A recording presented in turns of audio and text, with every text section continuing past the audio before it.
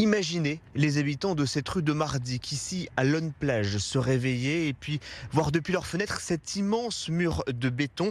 Il s'agirait d'un prolongement du mur construit en novembre à proximité du camp de migrants.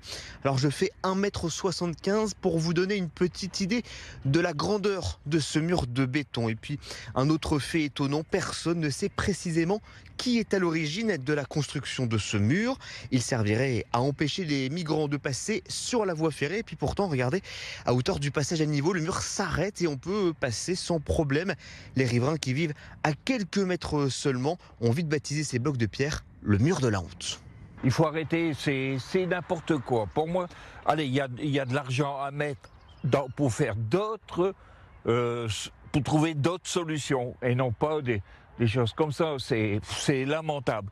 Moi, je sais pas à quoi ça ressemble et je sais pas. Si, ça me fait penser au mur de Berlin. Sur les réseaux sociaux, un propriétaire de 2 logements de cette rue de Mardic, ici de Lonne-Plage, dénonce la construction de ce mur.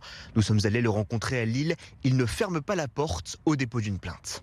Comment on peut en arriver là, quoi, sans être prévenu, sans courrier, sans demande préalable de travaux, sans permis de construire, il n'y a rien. Rien du tout. Je me suis renseigné en mairie, il n'y a rien. Le maire m'a confirmé qu'il n'y avait rien du tout, aucune démarche. D'ailleurs, lui, de son côté, va entamer des recours aussi parce qu'il ne trouve pas ça normal non plus. Dany Blancard compte organiser une marche de protestation contre ce mur avec les riverains le 31 janvier. Ni la mairie, ni la communauté urbaine de Dunkerque, ni la préfecture n'ont répondu à nos sollicitations.